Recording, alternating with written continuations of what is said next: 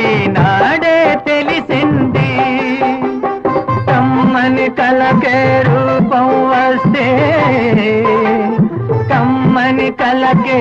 రూపం వస్తే అది నీలాగే